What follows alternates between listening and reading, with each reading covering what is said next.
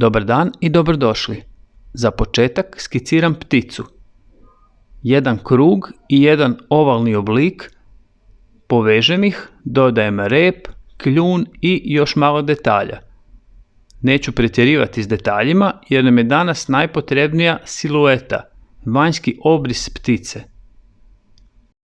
Pticu ću premazati tekućinom za maskiranje. Blijedo žuta tekućina koju upravo nanosim nije boja, iako je rahlo pigmentirana da se lakše snađemo dok radimo. Bilo bi nam puno teže raditi kad bi koristili bijelu tekućinu na bijelom papiru. Tekućina služi kao zaštitni sloj. Papir koji premažemo ostaje takav kakav je. U ovom slučaju papir ostaje bijel, što ćemo kasnije iskoristiti. Naslikat ću još i granu. Odmah operimo kist nakon što smo završili s ovim dijelom maskiranja, jer od tekućine za maskiranje kistovi jako brzo propadaju, odnosno postaju prekruti. Sad moram sačekati da se maska u potpunosti osuši. Obično to traje 15 do 20 minuta, ovisno o debljini sloja. Kad malo pomaknem papir, vidimo da još nije potpuno suho. Koristio sam ovo. Piše Art Masking Fluid ili na talijanskom Liquido per Mascheratura. Bez obzira na proizvođača i na jezik, ako vidimo u posljedici blijedu žutu tekućinu i natpis nešto u vezi s maskom, to je to.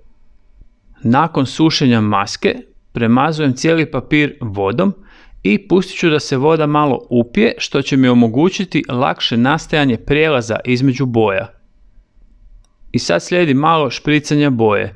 To me uvijek podsjeti na Jacksona Pollocka, američkog umjetnika koji je 50. godina slikao svoje apstrakcije velikog formata, upravo tako nanoseći boju na platno. Iako nije koristio akvarel i nije bio nikakvih ptičica, ali ovo me uvijek podsjeti na njega.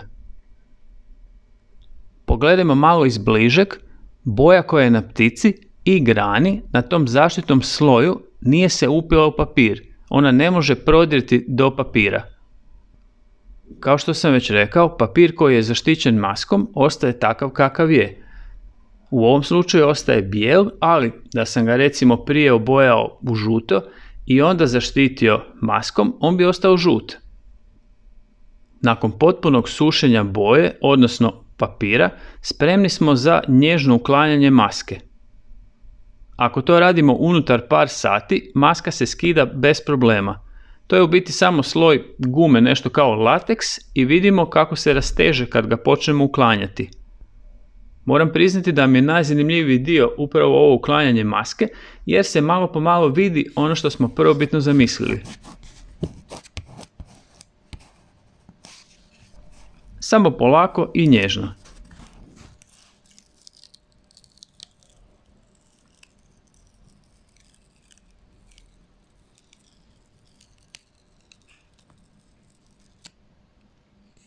Neki put se naknadno sjetimo da smo mogli možda više papira zaštititi i na taj način imati više detalja. Ne mogu brisati boju, ali mogu recimo dodati preko nje još detalja bijelom akrilom ili temperom ili bilo kojom drugom gustom pokrivnom bojom. Ovo više nije akvarel, sad je ovo primjer kombinirane tehnike. Slika trenutno izgleda ovako i mogla bi takva i ostati, ali malo ćemo se još poigrati i pogurati pod navodnicima rad u tom kombiniranom smjeru.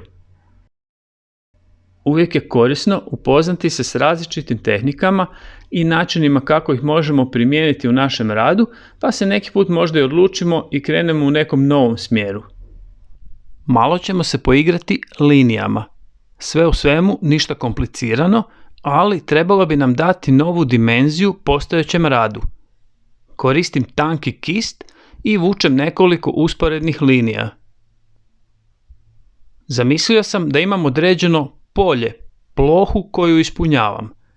Mogao sam prvo odrediti i obris plohe, na primjer nacrtati pravokutni oblik koji bi onda popunjavao linijama, ali mi se činilo zanimljivije raditi ovako bez jasno definiranih rubova, odnosno obrisa ploha. Malo po malo nastaje uzorak plošnog rastera. Slažem nekoliko usporednih linija i to će nam poslije djelovati kao pojedinačna ploha. Planiram popuniti cijelu pozadinu, s tim da negativ ptice ostaje nedirnut. Malo ću mijenjati širinu linija, iako cijelo vrijeme koristim isti kist. Promjenom pritiska nastaju linije različite debljine. To je uvijek dobra vježba, pošto moramo znati što sve možemo izvesti određenim kistom. Ruka i kist mijenjaju svoj položaj minimalno. Vidimo da mijenjam orijentaciju papira, odnosno okrećem papir na sve strane. Nije varanje pod navodnicima okretati rad. Lakše mi je kontrolirati kakve linije nastaju ako mi je ruka u ugodnom položaju.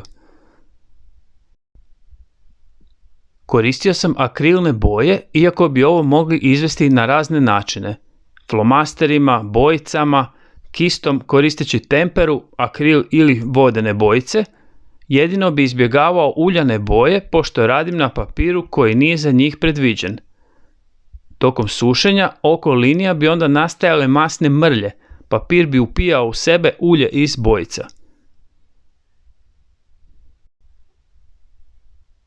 Cijeli rad je izveden u tamnim tonovima plave, crvene i njihovog spoja ljubičaste.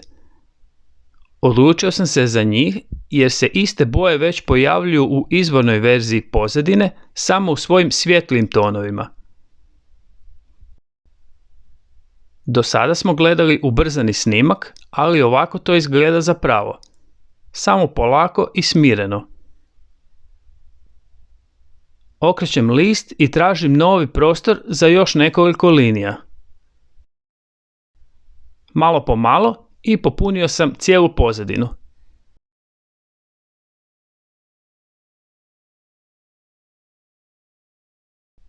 Ovako bi izgledao gotov rad. I znamo već, opustimo se, budimo kreativni, bit će sve ok. Sretno!